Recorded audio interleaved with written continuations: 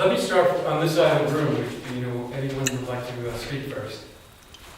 No? Fair enough. Sure. Yeah, like I said earlier about going on your website about the budget, Yeah. there's error messages on there. All right. So you really can't get in there. To get to the budget? Yeah, to see Okay. what you have on the budget. Good. All right, that's item 1. In item 2, can you correct next time the starting time of the meeting? Yeah. Well, it used to be, I used to have access admin rights to the website, but I said, Yeah. that's not my job there, so, Somebody should just kind of proofread that before they post it. What time did the other town hall start?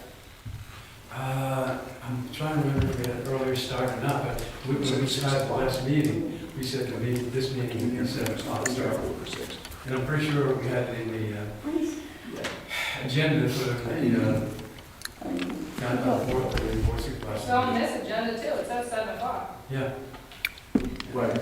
You go to the website, it says 6. Yeah, I know. So, Well, one time I went to our website and then I had a link added to Chester County Voter Services.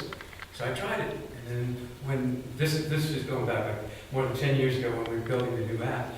And I said, man, I don't recognize this Voter Services website. They must have changed it all. Then I read it and it goes, Chester County, Tennessee. okay. So it wasn't Chester County, Pennsylvania, so I'm like, yes, there's times, this is part of what we're saying why we went with a company now. We didn't have content management. So you post something up there, it could sit there for 6 years, you know? And when you have stuff like that, old news and stuff, people come to the website and they'll say, you know, this old stuff, well, yeah, this is a waste of time. I'm wasting my time going to this website. So you gotta keep these things up to date. And part of our COG, we were talking about how we can support one another. And, but, you know, we have to follow our own lead. The COG website is not exactly something to follow. Okay. Good evening. Now we got about 5 or 6 people in the room, so we'll get started in a moment. And I gotta turn on the TV. You talking there?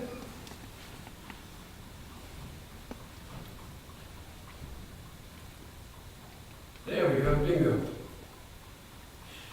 One of the things would be helpful if we had another monitor, so people sitting here can see what's up here, but if we have another one over here, Right. then the people in the audience can see, you know? Right. Yeah.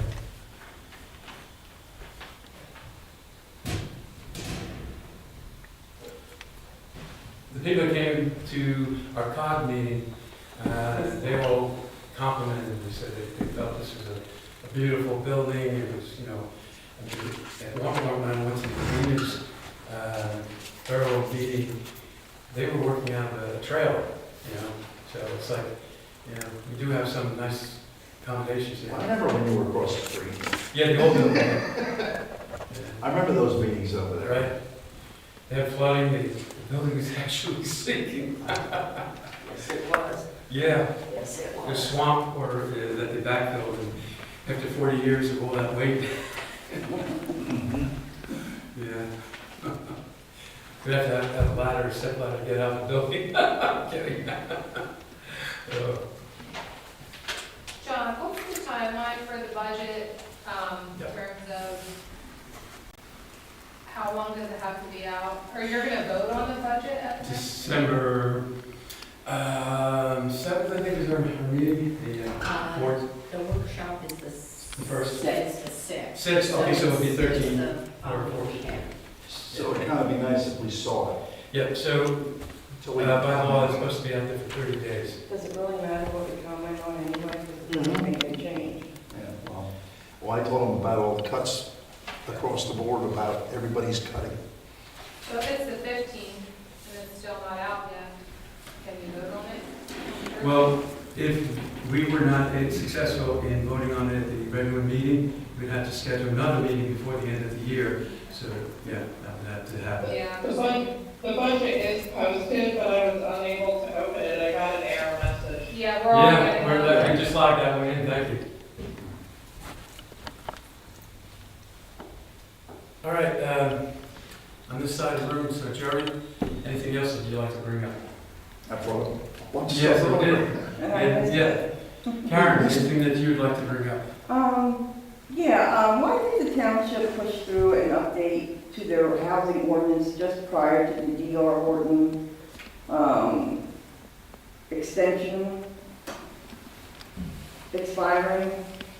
Why was that so urgent for that to be pushed through? Well, did you want to take a step? Okay. There were changes from 2019, which just wasn't done. I was aware of it, the other board members as well. So then, at some point, that mistake was picked up, so it was acted upon earlier in the year. But we did cancel some of our workshop meetings, so that meant instead of having it approved, by June or July, it ended up just, it was delayed a few months.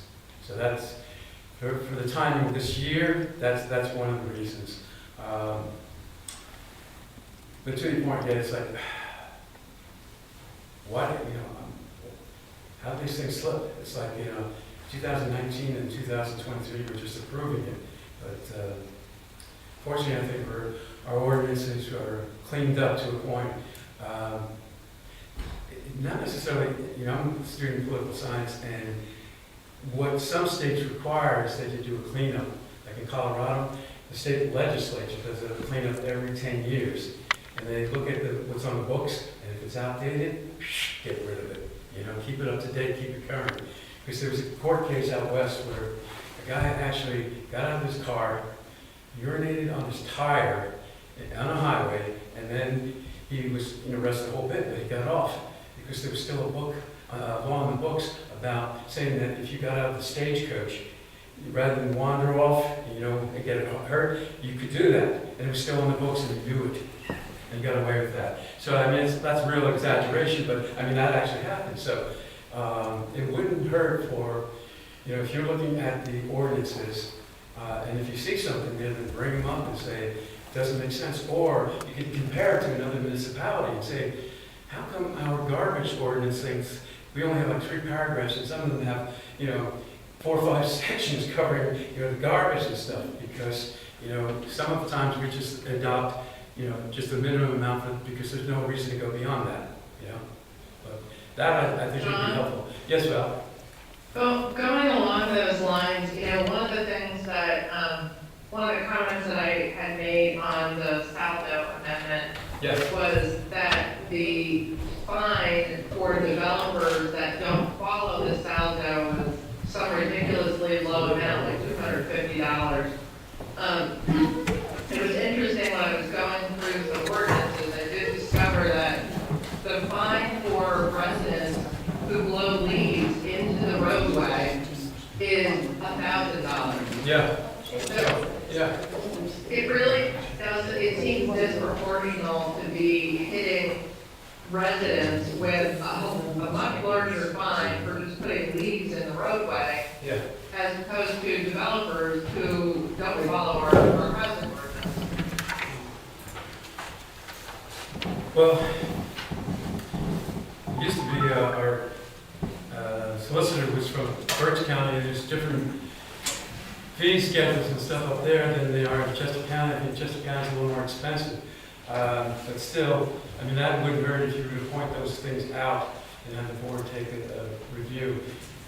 You could even survey and say that, 7 out of 10 of the municipalities in this region, this is a standard fine that is charged. Yeah, that's a good point. I should look at some of the other local municipalities and see what they do as far as fines for developers that don't follow their Saldo. Could you pause 1 second? I just want to, our meeting's scheduled for 7 o'clock, but for some reason, it was advertised at 6 on the website. So I just happened to be coming this way around 6:05. Building was in darkness. Jeremy had just left. So we Had a few people here for the benefit of people that arrived early. We started about 10 minutes ago. So far, what we heard, there's a problem with getting to the budget on the website. People are getting an error message. So we got to make sure that that gets corrected, you know, so to give people enough time before the board votes on it. December 14th, get that date in my head. 13. 13th, thank you. Okay. And congratulations, welcome to the board. So, I started on Karen. Do you have anything else to add? All right. Valerie, do you have anything else to add? No, the only other question I have is there a plan that you know of next year to continue the town hall meetings? I can't answer that. Laura, do you know? We have not discussed it yet as a board. Yeah. So I can't, I don't know. Yeah. I think that would be announced either next month or on the reorg meeting where we'd have the schedule, an approved schedule for 2024. Because that's when all the, And all the appointments. meetings for, and that's when all the meetings for the rest of the year are then announced and advertised at one time. Right. So Yes. we don't, yeah, Yes. just, that's a plus. And just for the sake of, I know some people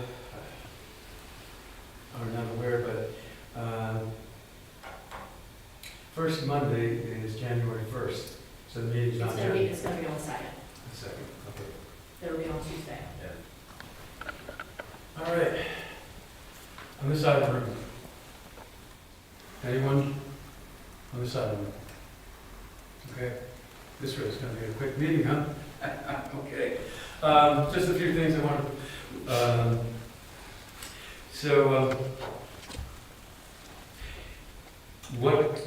Another thing we need to address is the emergency management. So board members need to be certified by the National Incident Management System. So we coordinate that with Chester County Emergency Management. Tony Petrisen, he has conducted meetings. I had him come up here to Honeybrook and certify the council as well as the board of supervisors. The purpose of that is to make sure that you're aware of what to do in an emergency situation. In 2014, we were not prepared for that. Township was out of power, flooding all over the place. So I just called West Brandywine and spoke to Doug Smith. He happened to be one of the best EMS guys in the county, and he got us through that event. We can't have that happen again. So we do have an emergency management coordinator, and that is Esposito. I just blanked on his name. He's got his card out there. Anyway, he serves both the borough and the township. So he'd be our point of contact for anything, you know, a major storm comes through, knocks out the power, and then you have to set up a command center. So it really helps when we coordinate this with the other municipalities. At one point, we had a regional EMS, so there's 5 municipalities. Honeybrook Township was the first municipality in the region to adopt that and to go forward with it. But our EMS guy at the point was covering 2 municipalities, and we were at a point where he was being stretched thin. So that's something we have to consider going forward. Last year, we didn't have to worry about it. The winter, we got through the winter. Some of the storms we've had lately have not been as severe as we've seen in the past. We did some research on the Icedale-Verdell Beaver Dam intersection, where they had there's a sign that precedes it over by Park Road that says, not Park Road, but Beaver Dam says, flip it down, it says street flooded. We do need to have something on the other side. So if you're coming down Riddell Road and you want to come down to Beaver Dam, you're going to come all the way down, then you have to go back and turn around again because it's closed. We did some work on it, and I think Don did some good work in so that when it floods, it directs some of the water in the direction. If you're familiar with that, when you go down Beaver Dam Road, it goes down low into the low ground instead of going to the right to the high ground. And I had an explanation that can be applied to the situation. What happened years ago, you have a tree sitting right there, and the horse and buggy would go around it. And then years later, that was the path, and they just, continued that way. Because if they just straightened out the road on a little higher ground, we would have had fewer flooding. At one point, the average was 6 floodings per year. It's like one year we had 9, another year we had 3, but over that period of time, the study, 6 times is a lot. And the fire company doesn't appreciate having to go out there and pull the car out because Volkswagens are not amphibious vehicles as some people might think they are. And they get stuck in the water and, yeah. But those of us that lived in here for a long time know, but then you get, morons thinking, oh, I can make it through, and then they can't make it through. Yeah, and you get back out that way. Yeah. Yeah, it's almost as bad as, I'm going on a tangent, I was a park ranger at Iron Beach State Park in New Jersey, and I was just finishing up my round. Northeasters coming in, I'm like, hey, I'm gonna get home dry, and I made it. I see all the flicker of light all over the dune, and I'm like, I gotta check it out. So sure enough, I get to it, and the guy's got his pickup truck, and the ocean is just pulling it in. So I, hooked him up, got him up to high ground, opened up the cab door, water is saying comes out of it. He had 100 miles on it. And that was the stupidest thing. But, that's the thing. It's like people do some dumb things, like going through the flooded waters and things like that. We can't avoid that. But if we can minimize that may be helpful in the long run, because we're going to have emergency vehicles coming through there, coming from Tallahassee in the future. That's another consideration. And they have to get down that way because the time to travel to get to the Chester County Hospital and the other place is going to be kind of long. They can't be slowed down on those responses. Do we have anything else on Zoom? Any further questions? Yeah, John, I had a question. Maybe I should know this, but does Cleveland Township have a constable? There was years ago. Mark Manners. Was it? Mark Manners was constable for a Okay. long time. I don't know, someone who's lived here a while. Deb, do you remember Bob? Yeah. Right there, Bob. Yeah, Yeah, Bob. John Yeah. Harris, wasn't it? He was the last. He was a constable or something. He had a position at. Yeah. So he was like the last one we had. Yeah, John Do Harris. they just not have that position anymore, or what? I believe they stopped it in the 80s or 90s. Is that long ago? Oh, Yeah. interesting. Long time. Yeah. A follow-up. As far as the law enforcement is concerned, the study that was done by the state a few years ago, that could be used. The content is pretty much the same. A lot of things haven't changed. It's just the numbers that are in the book, they would have to be updated. Current. 2015? Yeah. Those numbers, the numbers can't be used or are outdated, but essentially the type of service that we provide and things like that, that content is still usable. But we can take that approach. You go to the government affairs department, local government affairs, I think it is, and they have several publications. So then the township would have to sign a letter of intent and partner with another municipality. All that stuff should be in the township files that at this point have been digitized. Okay. And while on that topic, so I'm just throwing out a few things here. PSATS actually helps. They have, this is the pros and cons of regional police townships weigh in. So, What is that dated? yes, they, in fact, I used it back in 2015. Okay, because I was like, I This- don't yes, remember you don't seeing that get- one. yeah. I don't remember seeing that one. You did it, it's 2013. But you can go to PSATS and ask for a copy of that. There's a few writers that I got to know at PSATS. Brenda Wilt, she's one of the senior writers. She's someone that was very helpful. In fact, if I dig a little further, deep in here, yeah, there's critters. Yeah. If you really get to know them, you might find out that you get interviewed and it says in here, Honeybrook Township Supervisor John McHugh. Because, like I said, you get that relationship going with people, and then they start reaching out to you. And it also puts Honeybrook Township on the map, so that helps. And What was that, John?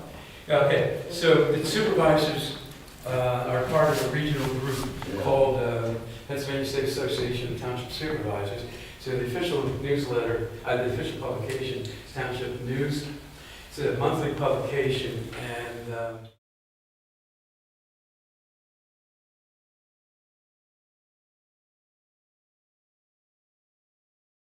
there one time about the situation I just mentioned with Beaver Dam Road. So one of the townships, they went through a grant, and they ended up moving the road, 20, 30 feet over to higher ground, and solved, the flooding problem. And that's where they explain that some of these roads just evolved years ago, they never bothered to straighten them out. And as far as access to that, there's a PSATS website. So if you're not able to access that directly, all the supervisors get an account, and we can download and share that. So and for the planning commission, land pres and stuff like that, that would be helpful. Sometimes they can have some articles. In fact, they should, in their December issue that's coming up, they'll have like an article on guidelines of how to conduct your annual meeting, the reorg meeting. So that's usually comes up every December issue. Yeah. Could I see that after these? Yes, sir. And I did bring a few more. Laura, you haven't seen some of these issues because they are dated, but there's one here that when we did our dog kennel task force, so this is controlling the critters, and then what it would take to get, a proper response, working with different SPCA and all these other groups. Right. And then when we did our agreement with the fire company, I found this one was valuable because it's covered a lot of stuff that in the agreement that we wrote up with the fire company, right? And then they're in the regional police. Another source of, there's a conference that Tracy and I just attended, the Chester County Association of Township Officials. So they have a spring conference and a fall conference. So I did several presentations with them last year, and I've been retained as an advisor to an education series. So I'm working with Carol DeWolf, the former supervisor, so the two of us are putting together an education program that will focus more on local things, focused on Chester County, where some of these things that you go to, they're broad, generic, or they're at the state level and not necessarily helping us locally.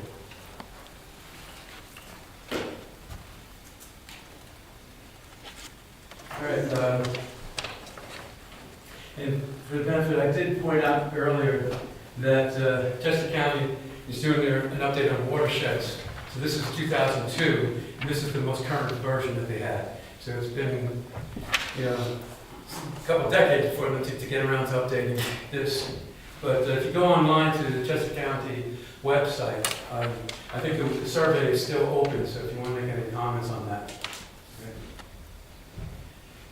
Keep digging here. So one of the things I did dig up on Village Green, so they're not going to be, the final inspection is not coming up in 2023 after all, because we had an indication that would have been completed, the final inspection would have been in June, but when I talked to Mike in January, I said, that's not going to happen. So there's still some issues there. I have, with the supervisors, we used to get, we still get tons and tons of papers for the planning commission members. They're aware of that, and it provides a lot of good information on what's there. For instance, on here, he would show you planting directions. So when the residents were complaining about the trees, and I went out and looked at them saying, it doesn't match up what's on the plan. You know, that's why the trees were dying. And so I was out there not too long ago. Some of those trees are now dying again, but there's like an 18-month guarantee, or, you know, after that, then the HOA has to cover it. Okay. So were those trees replaced that went along the walk that were blown up and kind of left there to rot, that were... Is that those trees you're talking about, or no? No, it's along that walkway from Chestnut Ridge behind... Oh, yeah, I was back there a while ago. I was told that would be cleaned up. But There's still some dead trees back there. It still hasn't been cleaned up, okay. I think a lot of it's been cleaned up and not all of it. Yeah. But there is an ordinance that they have to replace those trees, that they, you know what? I think it'd be part of the plan that they submitted to the township, what they were responsible for, what the township asked to be planted. And then I said, I believe there would be a time frame, you know, that once they plant it, 18 months later, it's beyond their responsibility. And I'm sorry, John, how do I get this sent to me? That's for the township supervisors. So that's, but if you go to the website for PSATS, I think it's psats.org, there's a lot of information on the website. You may not get, you know, the information, you may get an abstract of one of the articles, and then you can contact the township office and say, you know, this was an interesting article, and we could send a link, you know, from our account. Okay. Yeah. You got it. Okay. Thank you. Hey, John. Yep. John, I have a question. Thank you. Yes, go ahead. So, a couple of different times, I think over the last year, I mentioned that when I spoke to John Reel, who was on the zoning board, they had some concerns about the special exception criteria, that they weren't specific enough. Yeah. And that was posing an issue for them in really rejecting some applications that came through. And they had proposed that it needs to be re-examined and possibly, you know, a task force put together to tighten the language up. But nothing has ever been acted on. Like, how do I ask that, you know, a formal look into this occur with the supervisors? First step, I'd say the workshop meeting, and then it would be added to the monthly meeting, and the board would determine if they're taking action, if they want to create a task force for that specific purpose. So, I'm just trying to recall when the last time we had a task force that the board took action on it. I believe we did that. Yeah, I brought it up a couple of times and it hasn't been put on the agenda. We also have And to, this was something that was requested by the zoning board member, so I mean, I don't know if they've ever made that request formally, and if that's how it has to get put on the agenda, if they have to come to the board and ask, I don't know. as far as the workshop meetings that should be placed on the agenda, and then, you know, a discussion about whether the board wants to take the next step and then discuss it in the monthly meeting. But if it's not making it on the township workshop meeting agenda, I guess, Do you remember getting a formal request? well, when you say formal, yes. Like from the zoning? Yeah, I don't, yeah. So, yeah, maybe John dropped the ball on that one. I don't know, yeah, Laura and I were just talking about that. We're trying to recall if anything did originate from the zoning board, but I'm not aware of any email. that was sent out. Yeah. But do they have, that's what I'm asking, do Yeah. they have to request it, or is it enough that a resident requests that you guys look at? It's- Any resident has the right to ask the board to act on things. Okay. So if it's really important to John and some other members of the community, wouldn't you think that they would have brought it up, especially with him being I on the can't board? answer that, I don't know I just why, would yeah, I expect said John to if do he, if that. that was the case or not, yeah. Right. But to the point is that, say if one person brings it up and he's the only person in Right. the township, and we'd have to just wait and say, well, if it's significant, if it's a serious problem, even if it's just one person, or maybe we just can't invest the time and money for, Right. yeah, that. With John on the board, I would expect John to bring it up, knowing John. Yeah. Yeah. Yeah, No surprise. if it was before, I'm not making this up, I'm. no, you're I not know not challenging you on that. I- The problem is, the email system, which we switched over to Outlook, was about 6 months ago, so a lot of those old emails are gone now. So if there was a request, say a year ago or something, I don't. I don't remember. Yeah, no, I was just saying that, Right, as right. far as, when we switched over to Outlook, a lot of the old emails were not pulled in. Yeah, so, yeah, if it was more than 6 months, I'd say that we may not have a record of it, so, and one of us could reach out to John and just say, do you recall that request, or, you know, and if he's still interested, he could, you know, follow up with the board. Okay. All right, just trying to think, there's a few more things. So, yeah, one of the things that some people hear about from time to time, the township follows the second-class township code. So, you may hear about from time to time, it gives us guidelines. The municipalities have a chance to decide to follow this code book, or they set up their own code of ordinances without, they don't have to, they're not required to adopt it, but most municipalities do. So if you look online, you can find this, and it gives you the specifics. I think there's one section in here, I think it was 606, covering, yeah, there it is, compensation of supervisors. So that's the thing where it says that for a township population of not more than 4,999 people, the recommended salary is $1,875. So if you're pursuing a township supervisor position, the smaller the municipality, the less money. So when you go all the way up to 5,000 to 9,999, which that's us, the recommendation is 2,500.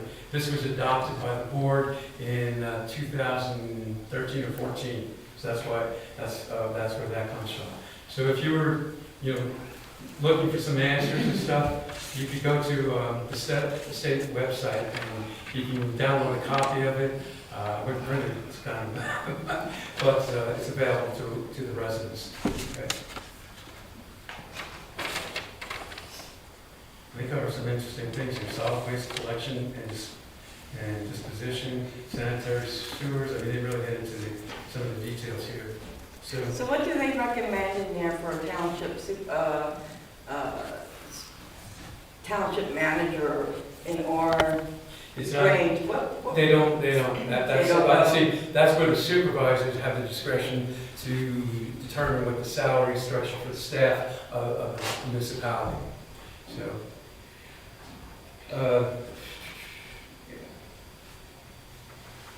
yeah, and they do have a section in here that covers for ordinances, township police, fire prevention, and so forth. So, by law, the township has to provide fire and emergency services, and you know, can be contracted out to. We don't, for instance, if we didn't like Honeybrook Fire Company, we could turn to Twin Valley. But for the most part, you know, we just work things out with our local fire company. That's covered in here. And anything else I got going here? So, in a more recent article, 2018, protecting the community, police best practices, how to keep residents safe. So that was an interesting article that they provided.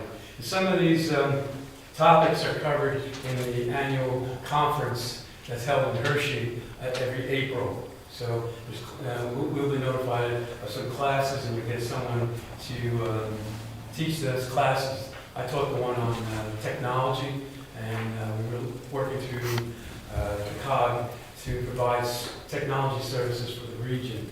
And then that's where I mentioned before about volume savings. You know, when you buy 4 software licenses, you pay full price, but if you buy about 40, the company may give you a discount on that. So that's an advantage to work through. And just winding it down from my standpoint, so we did look at the website a while ago. So this was what was the proposal that we were given. Civic Plus is the company that has built our new website. What we did in the past, we tried to use a local firm and also to include high school interns that were, needed some experience on a live website. But at this point, that's pretty much going to be taken care of by one company. And they'll provide the services that we were lacking in the past, like content management. Content management on a website would mean something that's up there for 6 years, and it only should have been up there for 6 months. You got to take that stuff down. You got to clean that stuff up and make sure that it's current and relevant information. So, and then this is the group I was talking about, the Pennsylvania local governments. So, in a lot of the conferences that we get a ton of material on that. We're planning on finishing up the Act 537 plan. I think by the time we get done with it, we'll have to start the cycle all over again. It's been delayed several years. And this happens to be the presentation for PSATS on the technology. So, and another organization that, there's plenty of organizations out there, Pennsylvania COG, the Council of Government. I'm serving on that this year as on the executive board. So we have 85 COGs throughout Pennsylvania, and the idea is if we can get more municipalities involved in this way. So when I spoke to Marion Moskowitz, Chester County Commissioner about this, I said this way the commissioners can turn to, like, say, 4 COGs and the remaining municipalities, and have to deal with 74 entities. So that's one of the selling points on that. And also the opportunities to do projects like the Honeybrook veteran banners, that they partnered with AdClaim. AdClaim set up those banners on their telephone poles, so they knew the process. They just helped the borough complete that project. So there's also a cost incentive. You can save money, time and money, going through those organizations. And I'm pulling a few things here. Just another thing in terms of, the infrastructure in Brook Township. A few years ago, when the bridge was out on Icedale Road, so this is not a very good map. But the bridge is over here, and this floods out over here. So what happens in between? You can't get to them. So as far as emergency services, cops, police cars, ambulance, or anything like that, it's a very serious issue there. But when we talk through this whole situation, I noticed on the map, and there's a street called Hillside Circle, and it's cul-de-sac. And I'll pass this around. So we asked if West Brandywine considered cutting that through and connecting to Beacon Hill Road or possibly Brandywine Road. Now you've got a back door. So you see that yellow line? That's what I draw on that. Otherwise, you can't get in and out. But if you put that right there, so initially the residents on the street were like, we don't want, we would like the privacy of the cul-de-sac. And like, but do you realize, you guys could be in real bad shape in one of these storms. So that's something that we need to follow up on. So we had a meeting with West Brandywine a few years ago on that. Like I said, the residents dictate a lot of that.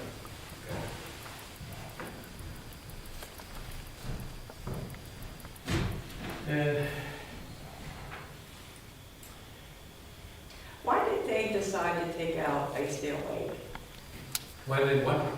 I'm sorry? Why did they decide to take out Icedale Lake? And just now is like a little creek?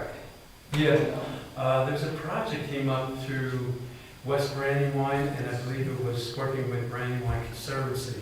So they were responsible for that, and I think it was for environmental reasons that they wanted to restore it to what it used to be before it was dammed. Yeah. And just to let you know, I did come across one of our Honeybrook Township Town Hall meetings, August 8th, 2013, and one of the topics we were talking about then was the township website, law enforcement, land preservation, and also dead cow composting. So I hope that one's a dead issue at this pun intended. We conducted 4 meetings this year. There was a follow-up on a couple of items, and one of them had to do with the property that at Foxbrook. So that was the supervisors did address that one. Some of the other things that we were talking about has to do with the intersection of 322 and Chestnut Tree. We do have that communication from PennDOT saying that it was preliminary approval on that. So I think we need to get action on that. Do you by any chance have any of the backup that that letter refers to? No. It was just copied, so I just happened to print it out one time and then stumbled on a stack of papers saying, whoops. Because they reference several things in it, and I've already asked. They can't look They at don't it. have it. You guys have that? That's all. Yeah, there you go, thank you, yeah. Do you have a file number? I'll have to look at the letter. Yeah, if there's a file number. I don't know that they were all, but there was also something from us, from the township that went to, well, I guess they might have it too. Another thing that we discussed this past year had to do with the comp plan, so we want to get moving on that. Set up a committee. I don't know if we want to work with Brandywine Conservancy or another group. So yeah, I'm expecting that reaction from the RA. Because the last time we did that, we saw a few things. We had some cleanup to do, I thought.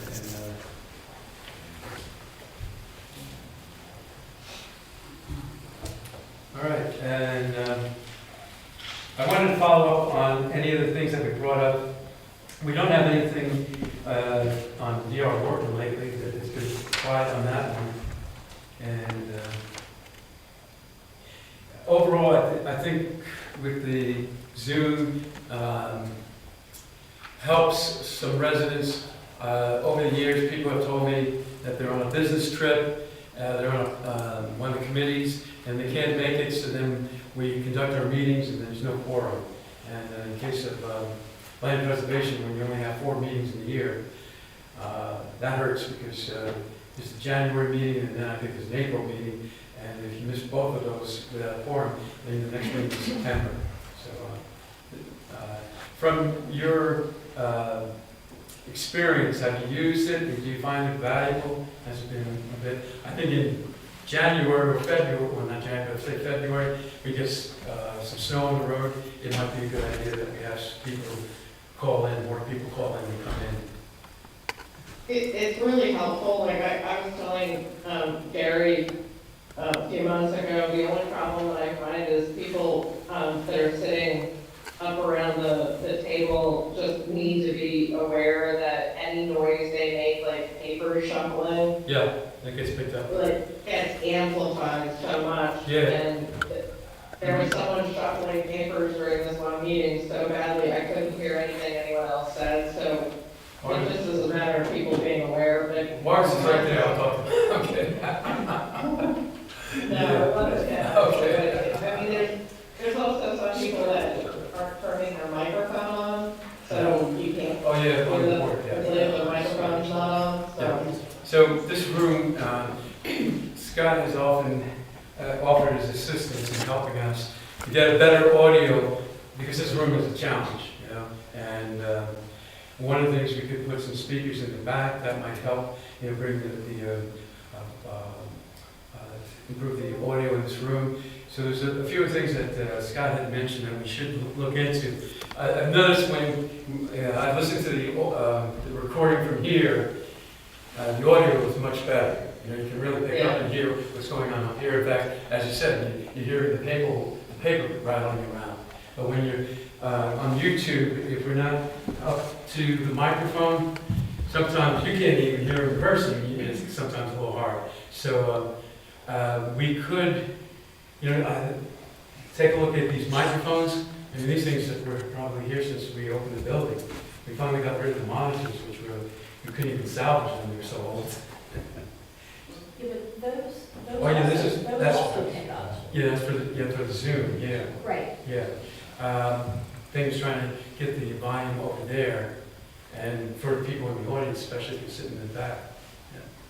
Yeah. You've sat in the back a few times. How do you feel? Like there's times you have to really strain and to listen?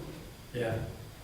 Okay. Yeah, and on Zoom, like when it's the planning commission and they got all their papers and they're shuffling the papers, all I hear is the papers. I don't hear anything else of what's going on. And it would be nice to have, like, when these developers come through, to not only show, I know they got the planning of whatever's to be done, but to show the people, out this way, what they plan on doing would be nice. Yeah. And not just see a back of an easel. Yeah, the residents on the Zoom can't see it either. Yeah. The camera up there, I'm not sure if that has the ability to rotate. Like in some of those conference rooms, when you speak, the camera, will spin in your direction when you're speaking. It picks it up, and then we focus on the person that's talking. I guess there's a few things that we need to look at to improve the recording of the meetings. Another thing that's helpful, because we experienced in the past, you attend a meeting, and then you want to find out that the township's passed, what came up. Well, if you weren't there, you don't get the paper copy until the following meeting when it gets approved. So we always say, well, could you have a draft copy? And they're like, we don't want to do that because, it hasn't been approved. So at least here, you can go home, listen to it, or you can make it to the meeting. You could just dial in, especially on YouTube, and listen to the recording, and then you find out, yep, that thing was approved. So you don't have to wait a month. So that's an accomplishment for us. Okay. Well, and Scott's doing a really good job of annotating his videos now, so, you can more easily find out what the agenda items were, just looking at the video. Yes. I'm not hearing any further questions. One other thing, we do have. One question, do you know if land preservation has received the applications for the upcoming, the Huntingburg Township applications yet? I heard there was 4 of them. By now they should have them. They should have them, but they didn't have them at their last meeting. I was just curious. Yeah, in fact, I think I remember that. Yeah, You haven't received them yet? I haven't. The veteran ceremony, we had one of the largest turnouts. We honored Steve. We had to have a Marine in there, you know that. Of course. Yes, hoorah. Here we go. We had too many Navy guys. Anyway, I'm kidding, I'm sorry. The posters, I call them posters, there's right above the reception window. So what we had a volunteer from Tell High, he's got to start looking up the information, because sometimes it just has a name, it doesn't say branch, doesn't say the years of service. So that's Rich Toscano, he's helping out on that. And when I put them on display last time, they're getting a little faded there, but we probably will update them at some point soon. I think we're getting some more names. We might end up with another poster out there. That's what I was going to ask. How do you add somebody to that? Christy has been doing that follow-up on that. There was a talk of putting like a monument or something, and I said, for one thing, we didn't get everybody's names, so, and to do something like that with all those names, that's gonna be quite an expense. I mean, we could have a dedication stone out there, but not engrave it with everybody's name, because that would be way. Honeybrook Borough did that a few years ago. If you pull into their parking lot, you see where they dedicated by the telephone pole, the flagpole, excuse me. So they did a very nice job there. Is the township going to continue sponsoring that? Well, I don't know what the future plans are for the board. They'll have to notify me, Rich, Florio from the borough, on what the commitment is going forward for that. Okay. And then we also partnered with Tel High, so, shout out for Tim Herb, and he's done a phenomenal job for us. A lot of the names on that, those posters came from Tel High, so without his help, we wouldn't have that. Also, the American Legion, Jack Martin was talking to us and said, they used to have a list years ago, got lost or whatever, so they're going to see if they can dig up those names, probably some of the World War II and Korean vets that may be missing on that. We even have some names from the Civil War, that's cool. And some of the names, when you see them, they have streets named after them. I think one of them was Supervisors, one of the veterans. But that was an amazing event, by the way. It was my first time going there. It was very well done. Well, thank you. Yeah, we've had time to rehearse that. It's 12 years, and thank you, Scott. That was a good video of that event. I'm winding things down. I covered just about everything that I thought I would be covering today. Any other questions or concerns that anyone has? John? Yes. In regards to the park and rec, with the tennis courts and resurfacing them, other townships and municipalities have been renting out their pickleball courts. Yeah. And I thought that would be a good way to get money into the park and recs, fund, because I don't know what's the deal with pickleball, but it's like a craze now. Yeah. And you can rent it out for like so much an hour, or a day or whatever. Yeah. People from Tel High come over to play, and I don't know, that would be something that we would have to look into. When I was one of the Twin Valley coach, or the Little League coach, the stand, we kept saying, we have parents volunteering to take care of it. Just outsource it, get a vendor in there to cook some hot dogs and stuff, and get a percentage of the sales, and just give it a flat fee for the summer months. So that let them take care of it, because at night after the games, as coaches, we'd be in there scrubbing down the grill, closing the drawer, emptying the trash, getting home at 10 o'clock. It's like it's kind of asking a lot for the Little League. Okay. And we did have an exploratory group a few years ago to investigate any potential ball fields, and it was a proposal by the Twin Valley Little League. If we got X amount of acres, they had a plan to create a ball field. But one of the things that was helpful is that we'd have a first aid stand there. Because there are times when some kid gets hurt, we have to run out to our trunk or glove compartment and get a first aid kit, because we didn't even have that available on the field. So those are some of the things that challenges. And to partner with some of the other municipalities, like that Zach State soccer field, we talked one time about partnering with them, saying if we could use their soccer field, they could use our baseball field, some kind of agreement, across the, but that would have to go with, I guess, the Twin Valley Little League and their organization to accomplish something like that. I think that we're kind of winding it down at this point. The one thing that I heard that came back, I understand election day, a lot of noise and all that. I hope that in the future, that we can run these elections in a way that people have a chance to voice their opinion, and cantankerous or whatever other word I might use, that some of the confrontations out there. So we did get to a point where the committee people at one point were able to work through a lot of the problems in the past, and I hope that continues. All right, so we have our next workshop meeting, December 6th. Yes, I'll get the date right finally.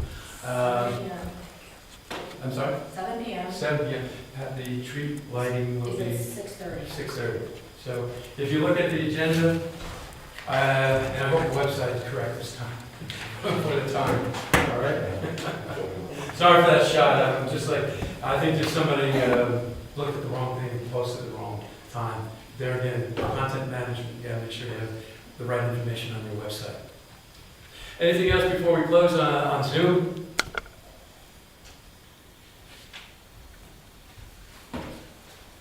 Sound good, sorry. All right, you're on mute, okay. And happy Thanksgiving, everyone. You too, John. Thank you. Thank you, guys. Good night. Oh, thank you. Now, are they gonna